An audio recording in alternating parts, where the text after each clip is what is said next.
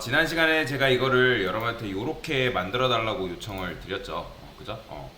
그리고 요거를 그러면 도대체 어떤 식으로 만드냐? 지금 이제 보면 이제 BMX라는 게 있고, 그 다음에 요렇게 이제 이런 색들이 이제 요렇게 되어 있는데, 지금 보면 마우스 클릭하는, 그러니까 지금 마우스 포인터라고 하죠.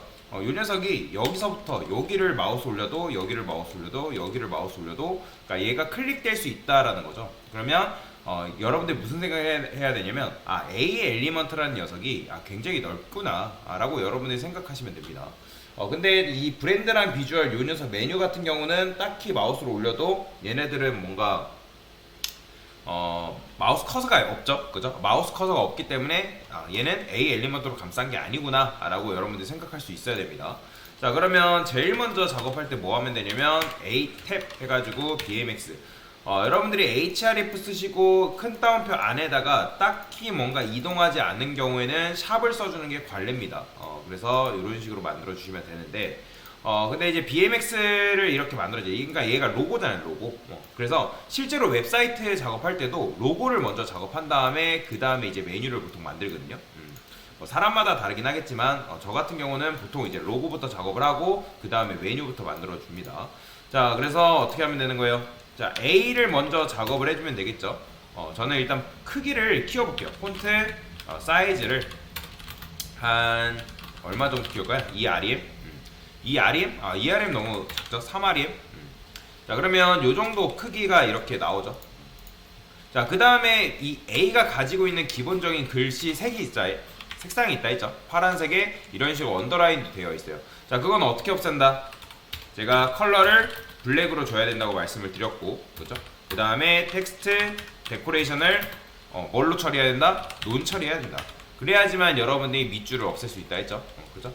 자, 근데 여러분들이 여기다가 텍스트 라인을 센터를 이렇게 주시는 분들 계세요.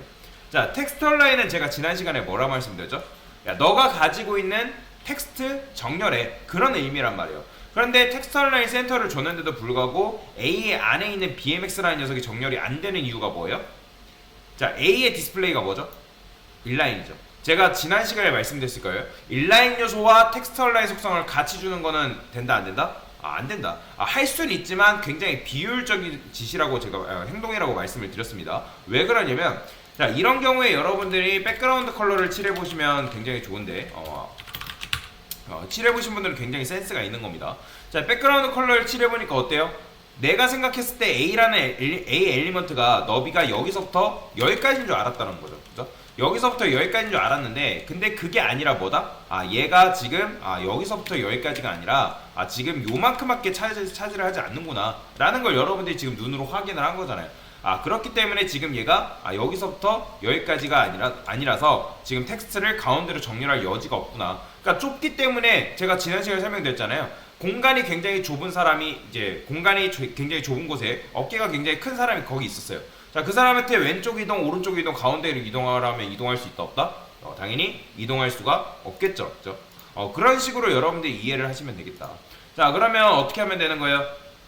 자, 얘를 여러분들이 인라인 요소니까 그럼 얘를 뭘로 바꿔야 된다? 디스플레이, 인라인, 블록으로 바꾸면 된다, 안 되나? 아니죠. 블록으로 바꿔야 되죠. 그렇죠? 자, 블록으로 바꿔주면 어떻게 돼요? 얘가 굉장히 넓어진다 라고 말씀드렸어요. 블록 요소의 특징은 뭐다? 디스플레이 블럭은 너비가 최대한 늘어난다 라고 말씀을 드렸잖아요. 자, 그렇기 때문에 여러분들이 이거를 블록 요소로 바꿨기 때문에 이제 뭐가 가능해요? 마우스 커서를 올렸을 때 얘가 여기서부터 여기까지 마우스 커서가 클릭이 되는 게 가능한 거죠. 그죠? 그래서 이런 식으로 만들어야 된다는 거예요. 자, 그러면 여기서 이제 여러분들이 지난 시간에 궁금해했던 사항이 있을 거예요. 그러면 도대체 인라인 블럭과 인라인 차이에 대해서 뭐냐? 자, 이걸 좀 설명을 갖다 드려볼게요. 자, 디스플레이에는 블럭 요소가 있고, 뭐 글꼴이 왜 이렇게 돼 있어? 잠시만요. 글꼴 좀 바꿀게요. 안 나오나? 어디 휴먼 예측. 요거로 쓸게요. 아이고, 글씨가 안 굵어지. 이게 최대로 굵어지는 건가? 글씨가 너무 작은데. 있다. 됐다. 자 보세요. 자 지금 어쨌든 이제 여러분들이 블럭 계열이 있고 그 다음에 인라인 계열이 있다고 제가 지난 시간에 설명을 드렸잖아요. 그죠? 자 그러면 인라인 계열도 인라인과 인라인 뭐가 있다? 블럭이라는 게 존재한다 라고 말씀을 드렸죠. 그러면 인라인과 인라인 블럭의 공통점은 일단 뭐예요? 공통점은 그러니까 너비 높이 최소 축소라는 이제 공통점이 있겠죠. 그죠? 자 그 다음에 뭐예요? 얘네들은 너비 높이 최소 축소 그런 것도 있지만 본질이 뭐죠? 글자화라 했죠. 글자 텍스트화라고 말씀을 드렸잖아요. 그죠? 근데 인라인과 인라인 블럭의 차이에는 뭐냐면 거의 차이가 없지만 인라인 블럭만의 특징이 있어요. 그러니까 인라인이라고 할 거야. 요거는 외우셔야 되는데 인라인은 뭐가 안 먹냐면 위드, 그 다음에 하이시라 하더라고. 그 다음에 패딩, 그 다음에 마진이 안 먹어요. 그러니까 패딩과 마진이 Y축만 먹고 사실 X축은 안 먹거든요. Y축만 먹는데 그냥 여러분들이 이거 할 때는 안 먹는다고 생각하는 게 작업하기가 편합니다. 그래서 인라인 요소는 위드, 헤이, 패딩, 마진이 안 먹어요. 그러니까 인라인 블럭은 요게 다 들어가는데 요거에 들어가는 반면에 인라인은 요 4개의 성질이 안 들어갑니다. 그렇기 때문에 요거는 잘 기억을 하셔야 된다라고 보시면 됩니다. 제가 요거는 수업 페이지에 올려드릴게요. 자 여튼간에 지금 보시면 이렇게 작업이 됐죠. 그러면 여기다 뭐 해줘야 돼요? 폰트 웨이트도 살짝 줘가지고 글씨를 굵게 해줘야 되죠. 빨간색은 이제 필요 없으니까 지울게요. 자 그러면 이제 여기다 이렇게 쓰면 되고 저는 레터 스페이싱도 주겠습니다. 레터 스페이싱 뭐다? 자간이라고 말씀드렸죠. 자간. 그래서 마이너스 0.2 픽셀 이렇게 살짝 주게 되면 조금 그러네 0.2 REF 그래서 이런 식으로 살짝 자간을 줘가지고 글씨를 이렇게 모아줄 수가 있겠죠. 자 그 다음에 해야 될 게 뭐예요? 이 녀석들을 가운데로 정렬을 시켜야겠죠. 그죠? 근데 사실 가운데로 정렬을 하려면 이 상태로 될까요? 안 될까요? 안 되겠죠. 그래서 여러분들이 뭘 해야 되냐면 이 녀석을 뭔가로 하나로 감싸줘야 됩니다. 그래서 저는 내부라는 녀석으로 이렇게 감싸줄 거예요. 왜 그러냐면 내부가 디스플레이가 뭐죠? 블럭이잖아요. 그죠? 그러니까 제가 백그라운드 컬러 칠해보라 말씀드렸잖아요. 여러분들. 그러니까 제가 여러분들한테 요거 내부가 디스플레이 뭐죠 물어보면 진짜 저번에도 말씀드렸지만 1초 만에 답변이 나와야 돼요. 어떤 망설임도 없이 A는 뭐죠? 인라인이요. 내부는 뭐죠? 디스플레이 블럭이요. 바로바로 튀어나와야 됩니다. 그 정도로 공부를 하셔야 돼요. 자 그러면 어쨌든 내부는 디스플레이 블럭이기 때문에 지금 너비가 최대한 늘어나 있는 상태죠. 그죠? 왜냐면 디스플레이 블럭이 가지고 있는 특징이기 때문에. 자 그러면 이제 내부의 자식인 요 텍스트들, 왜냐면 요것도 어쩌면 텍스트들도 내부의 자식 자식 요소란 말이에요. 그러면 이제 뭐 할 수 있다? 내부가 가지고 있는 글씨, 그 텍스트 정렬해라. 할 수 있다 없다? 있겠죠? 그러면 얘한테 뭐 주면 되는 거예요? 텍스트 얼라인 센터 주면 된다. 자 그러면 가운데로 정렬이 됐죠. 자 이 상태에서 여기다 뭐도 주면 되는 거예요?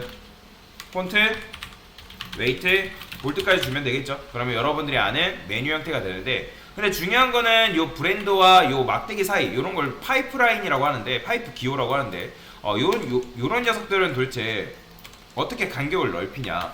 그리고 요거는 여러분들 어떻게 만들어야 되냐면 Shift 1달러 누르면 이렇게 만들어집니다. 백스페이스 밑에 1달러 기호 있다 했죠. Shift 누른 상태에서 1달러 기호 누르면 이렇게 만들어져요.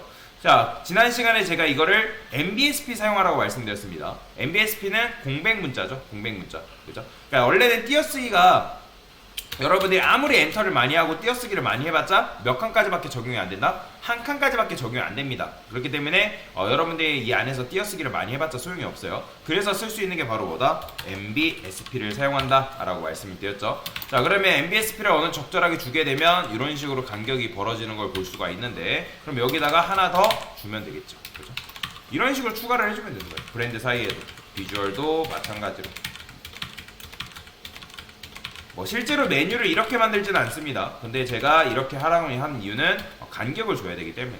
그래서 이런 식으로 주게 되면 여러분들이 아는 메뉴 형태가 똑같이 만들어지는 거죠. 그죠?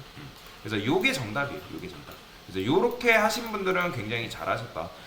요게 안 되신 분들은 이제 뭐 처음 만들어 보는 것도 있겠지만 블럭과 인라인에 대한 개념이 아직 정확하게 정립이 안 돼 있기 때문에 작업이 안 된 경우가 굉장히 많거든요. 그렇기 때문에 이 블럭과 인라인 개념에 대해서는 굉장히 중요하기 때문에 여러분들이 이 부분을 잘 기억하셔서 문제를 푸시면 되겠습니다. 됐습니다.